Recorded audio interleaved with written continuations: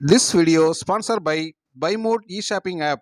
BuyMode e-shopping application is one of the online shopping app now available on Play Store and App Stores. Hello friends, நம்ம வீட்டுக்கு தேவையான காய்கறிகள் மற்றும் மளிகை பொருட்கள் போன்றவற்றை நம்ம பைமோட் ஆப்பில்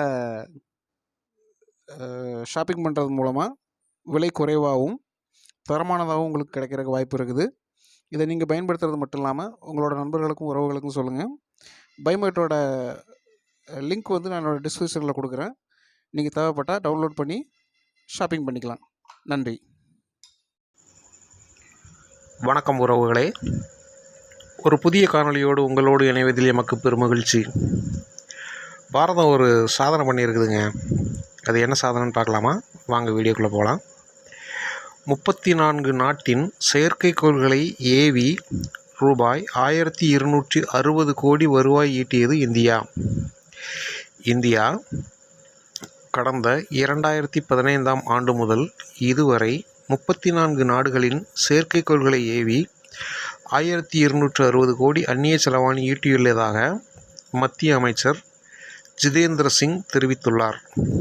மக்களவையில் எழுத்துப்பூர்வமாக அளித்த பதிலில் விண்வெளித்துறையை கவனிக்கும் மத்திய அமைச்சர் ஜிதேந்திர சிங் கூறியதாவது: கடந்த 10 ஆண்டுகளில் 34 நாடுகளின் 393 செயற்கைக்கோள்கள் மற்றும் 3 இந்திய வாடிக்கையாளர்களின் செயற்கைக்கோள்கள் வர்த்தக ரீதியாக இஸ்ரோவின் பிஎஸ்எல்வி, LVM-3 மற்றும் SSLV ராக்கெட்டுகள் மூலம் விண்ணுக்கு அனுப்பப்பட்டுள்ளன.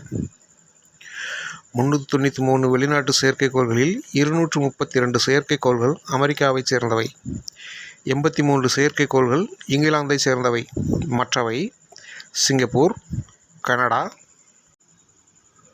Korea, Luxembourg, Italy, Germany, Belgium, Finland, France, Switzerland, Netherlands, Japan, Israel, Spain, Australia, ஐக்கிய அரபு அமீரகம் மற்றும் ஆஸ்திரிய நாடுகளைச் சார்ந்தவை. விண்வெளித்துறையில் ஒத்துழைப்புடன் செயல்பட 61 நாடுகளுடன் ஒப்பந்தம் செய்யப்பட்டுள்ளன. விண்வெளித்துறையில் இந்தியா தற்பொழுது மிகப்பெரிய நாடாக உள்ளது. கடந்த 2023ஆம் ஆண்டு நிலவின் தென்துருவ பகுதியில் சந்திரயான் 3 விண்கலத்தை தரையிறக்கியதன் மூலம்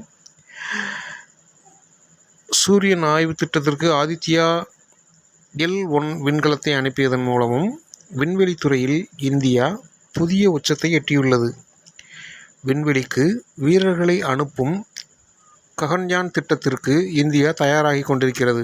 இந்த திட்டத்தில் விண்வெளி செல்லும் இந்திய வீரர்கள் ரஷ்யாவில் உள்ள யூரி காகரின் விண்வெளி வீரர் பயிற்சி மையத்தில் பயிற்சி பெற்றுள்ளார்கள். விண்வெளி மையத்தில் பாரதிய அந்தரிக்ஷா விண்வெளி நிலையத்தை 2035க்குள் அமைக்க இந்தியா திட்டமிட்டுள்ளது. 2040ஆம் ஆண்டுக்குள் நிலவுக்கு இந்திய வீரர் அனுப்பப்படுவார். விண்வெளித்துறை கடந்த 2020ஆம் ஆண்டு தனியாருக்கு திறந்துவிடப்பட்டது. தற்போதைய துறையில் ஸ்டார்ட் அப் நிறுவனங்கள் வலுவான தூண்களாக உருவாகியுள்ளன. இவ்வாறு ஜிதேந்திர சிங்